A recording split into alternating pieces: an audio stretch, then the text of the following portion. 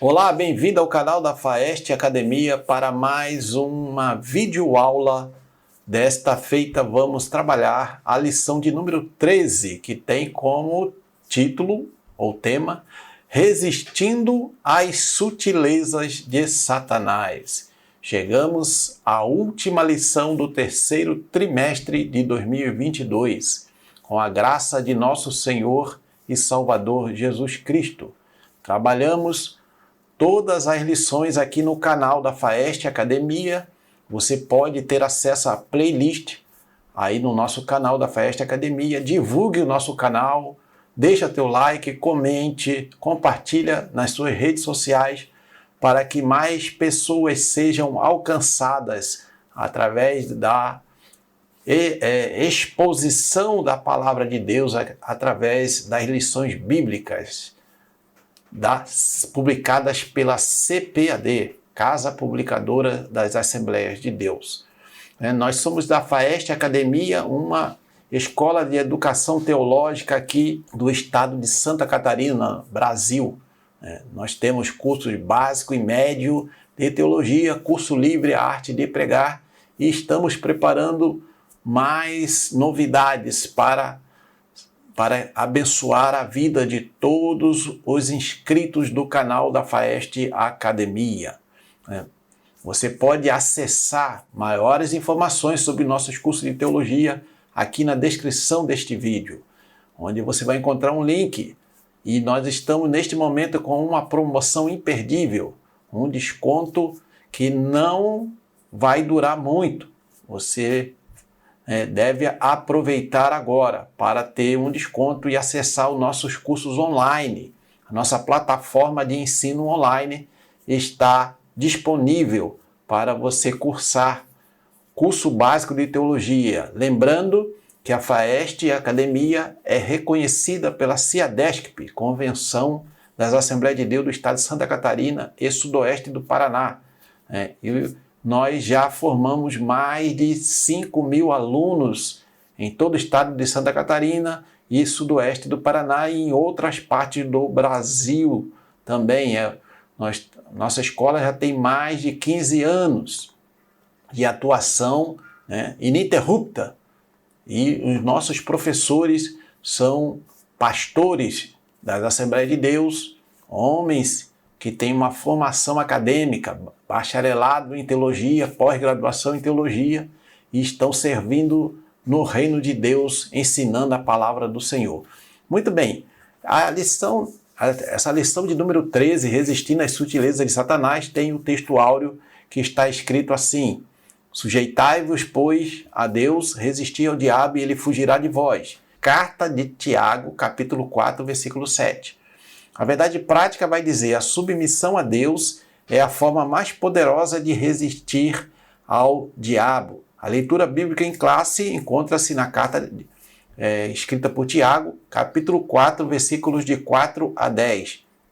E diz assim o texto sagrado: Adúlteros e adúlteras, não sabeis vós que a amizade do mundo é inimizade contra Deus? Portanto, qualquer que quiser ser amigo do mundo constitui-se inimigo de Deus. Ou cuidais vós que em vão diz a Escritura: o Espírito que em nós habita tem ciúmes. Antes dá maior graça. Portanto, diz: Deus resiste aos soberbos, dá, porém, graça aos humildes. Sujeitai-vos, pois, a Deus, resisti ao diabo, e ele fugirá de vós. Chegai-vos a Deus, e ele se chegará a vós. Limpai as mãos, pecadores, e vós de duplo ânimo, purificai o coração. Senti as vossas misérias, e lamentai, e chorai. Converta-se o vosso riso em pranto, e o vosso gozo em tristeza. Humilhai-vos perante o Senhor, e ele vos exaltará. Muito bem, chegamos ao final de mais um trimestre, conforme já falei no início dessa videoaula, e ao longo desse trimestre estudamos a respeito das várias sutilezas usadas por Satanás contra a Igreja de Cristo nos dias odiernos. São sutilezas que tentam atacar a igreja, tanto por dentro quanto por fora. Talvez nunca na história da igreja, esses ataques sutis estiveram tão intensos. É bem verdade que esse fenômeno é muito mais nas igrejas ocidentais, do Ocidente, pois nas igrejas em regimes não democráticos, os ataques são mais frontais. Em todo sentido, somos chamados por Deus a resistir aos ataques do maligno. A introdução desta lição vai dizer que, como temos observado em lições anteriores, que nós já estudamos, como a igreja genuinamente evangélica está sob ataque do inimigo. Por meio de várias sutilezas, o diabo tem procurado de todas as formas desviar a igreja do seu propósito e missão para o qual foi formada. Infelizmente, o que se observa em muitos círculos ditos cristãos é um evangelho diluído, em que há pouca ou quase nada da essência cristã. Em vez disso, há muita mistura com filosofias e ideologias humanas, criadas por homens decaídos, que não seguem a palavra de Deus. Nesta lição, veremos como a igreja pode resistir às sutilezas de Satanás. Para isso, veremos que a igreja só será vitoriosa na guerra espiritual contra o adversário se centralizar a vida de seus membros no Cristo ressuscitado. Da mesma forma, é imprescindível que tenha as Escrituras como fundamento de sua fé e prática e buscar também uma vida cheia do Espírito Santo. Por último, é mostrado que nenhum cristão sairá vitorioso nesta guerra se não possuir forte compromisso com a igreja local. O tópico primeiro vai falar sobre o comprometimento com uma vida centrada em Cristo. E o primeiro ponto, Cristo o Salvador. Escrevendo à igreja de Corinto, o apóstolo Paulo disse: porque nada me propus saber entre vós, senão a Jesus Cristo. Cristo era o centro da mensagem do apóstolo Paulo.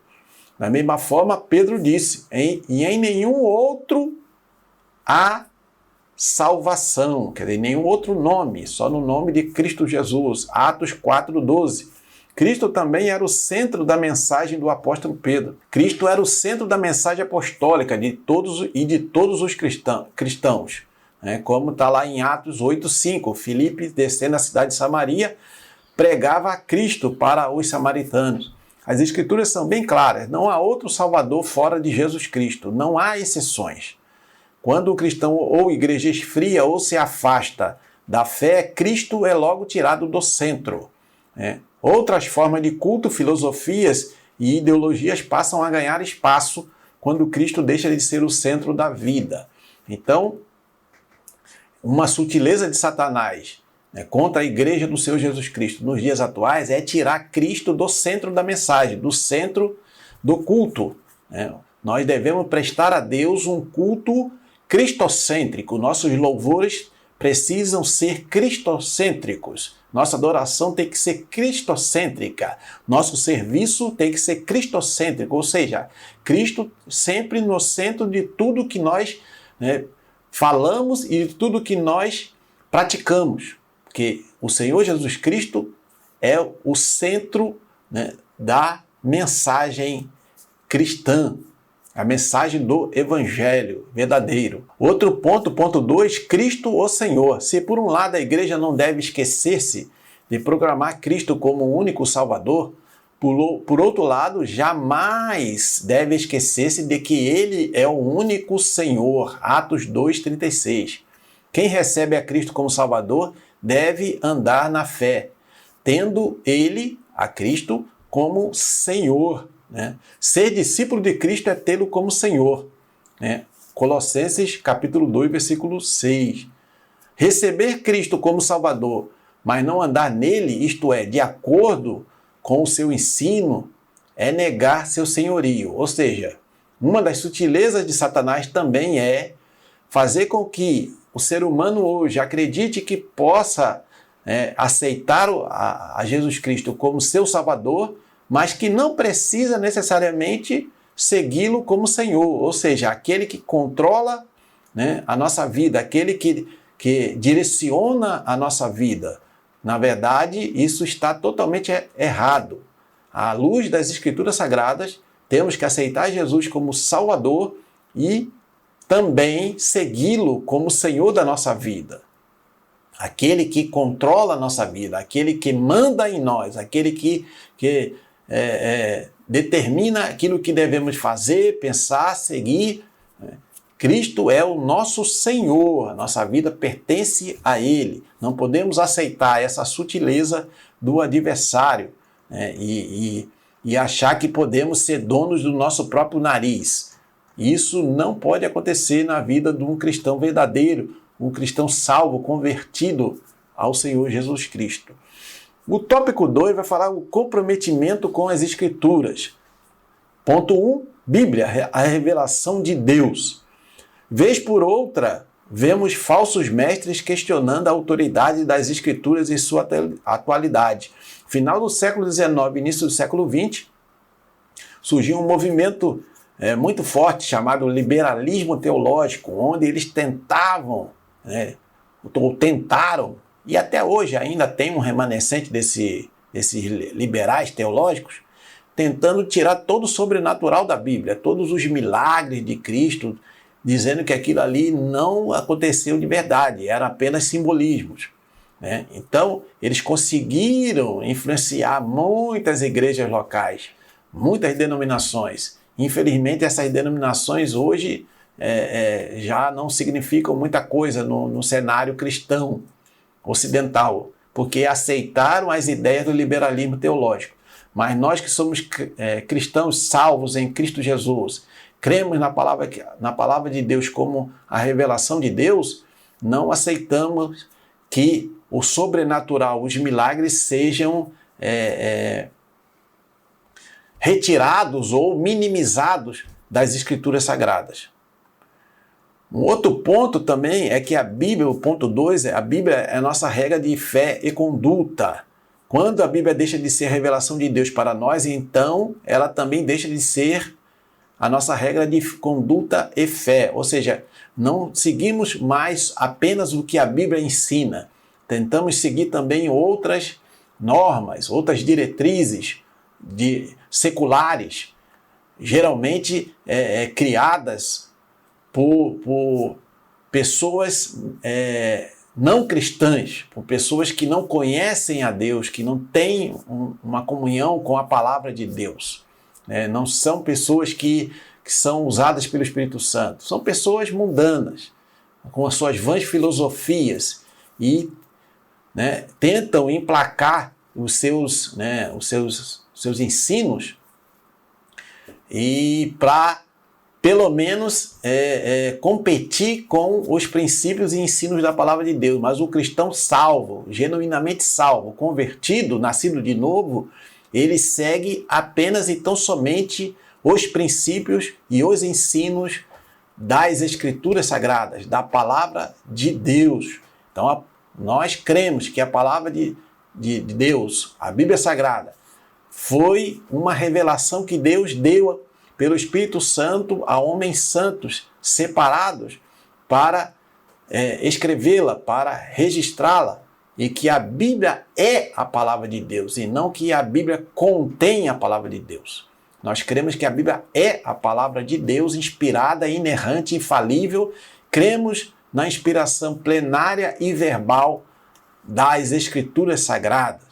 E cremos que a palavra do Senhor Jesus, a palavra de Deus, é a nossa única regra de fé e conduta, de fé e prática.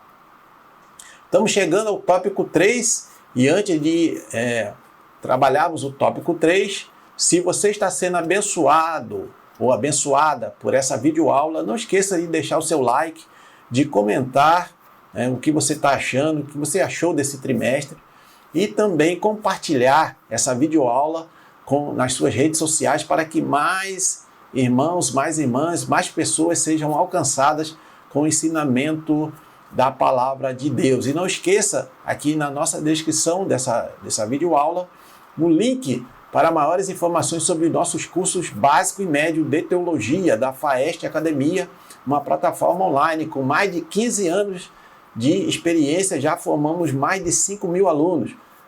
Procure ali aqui na descrição esse link para maiores informações sobre nossos cursos. Estamos com desconto imperdível, que não vai durar muito tempo.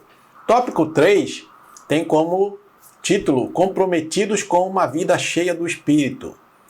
Ponto 1, o Espírito Santo no plano da redenção. É o Espírito Santo quem conduz o homem a Cristo. O Espírito nos trouxe a Cristo. Contudo, precisa ser dito que o viver em Cristo e na prática dos princípios bíblicos é impossível sem a ajuda do Espírito Santo. Então, o que o autor da lição está nos ensinando aqui nesse tópico 3.1? É que o Espírito Santo ele é importantíssimo, tanto para conduzir o ser humano à salvação, como para mantê-lo no caminho da salvação, fortalecendo, edificando, e controlando a vida do salvo em Cristo Jesus. Não podemos abrir mão disso. E uma das sutilezas de Satanás é tentar deixar o Espírito Santo de fora das nossas reuniões, dos nossos encontros, da nossa vida privada também. Não podemos abrir mão dos dons espirituais, do fruto do Espírito Santo, do poder do Espírito Santo, do revestimento de poder que é dado pelo Espírito Santo para sermos testemunhas do Senhor Jesus Cristo. As Escrituras exortam o cristão a andar no Espírito como única garantia de não satisfazer os desejos carnais. Gálatas 5, 16 e 17. Sem o Espírito Santo é impossível vencer as sutilezas do diabo. Então temos que ter uma vida cheia do Espírito, que é o ponto 2 aqui desse tópico 3. Há uma obra do Espírito no interior do cristão que o santifica para Deus. Segunda carta aos Tessalonicenses, capítulo 2, versículo 13. Podemos dizer que essa é uma obra consagradora do Espírito. Fomos purificados do pecado pelo sangue de Cristo. 1 João 1,7. E temos o Espírito Santo presente em nós, que nos permite viver uma vida santa em um mundo de impurezas. Romanos 8,13. Essa capacitação para a santidade permite ao cristão viver uma vida cheia do Espírito diante de um mundo hostil. Contudo, há também uma obra capacitadora do Espírito Santo. Essa capacitação diz respeito à habilitação do crente para ser uma testemunha eficaz de Cristo. Então não podemos abrir mão do poder do Espírito Santo na nossa vida para sermos testemunhas do Evangelho de Jesus Cristo nesses tempos pós-modernos que estamos vivendo. Precisamos e não podemos abrir mão disso, do poder de Deus, do poder do Espírito Santo de Deus. Precisamos cada dia mais buscar ser cheios do Espírito Santo. Não podemos cair nessa conversa de Satanás, essa sutileza de Satanás, de que não é preciso tanto assim do poder pentecostal, do uso dos dons espirituais para sermos testemunhas eficazes do Evangelho nos dias atuais. Temos que buscar ser cheio do Espírito Santo. O tópico 4 vai falar o comprometimento com a igreja local. A igreja como o corpo de Cristo. Escrevendo aos Coríntios, o apóstolo Paulo disse: ora, vós sois o corpo de Cristo e seus membros em particular. 1 Coríntios 12, 27. Nas Escrituras, a igreja ocupa um lugar de relevância ímpar. Fica sempre em destaque a igreja como um corpo, ou seja, uma expressão de sua dimensão coletiva. Veja 1 Coríntios 3,16. Nesse sentido, o aspecto local da igreja também fica enfatizado. Então, ou seja, a igreja é descrita no Novo Testamento como um organismo vivo, uma estrutura viva que é composta por todos os salvos de todas as épocas e de todos os lugares, que estão ali, são membros do corpo de Cristo, o corpo invisível, o corpo universal, que só o Senhor Jesus Cristo conhece quem são os membros desse organismo, que é o corpo de Cristo. Mas também o Novo Testamento vai falar da igreja como organização, que tem uma estrutura, de um corpo de liderança que foi instituído pelo Senhor Jesus e pelos seus apóstolos. A Bíblia diz que Deus deu apóstolos, profetas, evangelistas, pastores e mestres para a edificação da igreja, ou seja, foi algo instituído por Deus, pelo Senhor Jesus e pelos seus apóstolos. Então, a instituição, a igreja também é uma organização, né, que, claro, né, o líder que é instituído por Deus, ele não é melhor crente, não é superior aos liderados. Não é isso que a Bíblia fala. É apenas Deus deu líderes para que essa parte organizacional pudesse ser estruturada da melhor maneira, para que o corpo crescesse ajustado, para que juntos possamos fazer avançar o reino de Deus e pregar a palavra de Deus aos não convertidos. Então a igreja tem a igreja invisível e a igreja visível.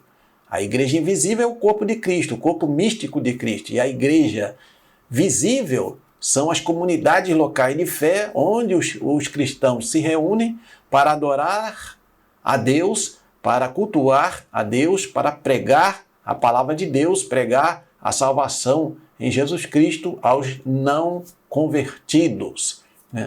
Muito bem, então não podemos aceitar essa sutileza de Satanás que surgiu aí, é coisa antiga, mas uma nova roupagem tem surgido nos dias atuais. Esses desigrejados acham que pode servir a Deus em casa apenas. Na verdade é uma falácia, porque precisamos estar juntos.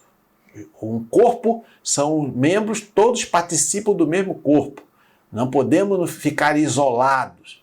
Você não pode cortar a tua mão e deixar ela isolada, porque ela vai apodrecer e não vai ter mais serventia nenhuma para o corpo. Então temos que estar todos reunidos, não podemos cair nessa artimanha, nessa sutileza de Satanás e dizer que hoje, por causa da internet, nós podemos ficar em casa e assistir os cultos em casa e não precisamos mais nos congregar, nos reunir para servir o Senhor. Isso é uma falácia, é uma sutileza de Satanás. Muito bem, chegamos ao final, à conclusão desta lição. Não esqueça, se você está sendo abençoado por essa videoaula, deixar o seu like, comentar, compartilhar essa videoaula para que mais pessoas sejam alcançadas, pelo ensino da palavra de Deus. E também aqui na descrição desta videoaula você vai encontrar um link para os nossos cursos de teologia da FAEST Academia. Muito bem, a conclusão vai dizer: chegamos ao final desta lição e do terceiro trimestre de 2022. Nosso propósito foi mostrar os ataques sutis de Satanás contra a igreja e destacar as estratégias para o povo de Deus permanecer firme na resistência contra o adversário. Sabemos que os dias são difíceis, mas o Espírito Santo é o guia e o auxiliador da igreja. Ou seja, chegamos ao final desse trimestre, queremos agradecer a participação de todos, aprendemos muitas coisas importantes e úteis para o nosso crescimento espiritual, tanto individualmente como na nossa coletividade de fé. Precisamos nos apegar cada vez mais a Deus, nos sujeitar a Deus, resistir ao diabo e ele fugirá de nós. Deus abençoe os seus estudos. Vamos começar na próxima semana, ou daqui a 2 semanas já, o 4º trimestre de 2022. Também temos uma lição, assim, um tema, de um trimestre que também será um tema assim, muito importante e abençoador para nossas vidas, que é a justiça divina. É baseada ali no livro de Ezequiel, do profeta Ezequiel. Deus abençoe então os seus estudos. Vejo você no próximo trimestre e na próxima aula. Até lá, se Deus assim o permitir.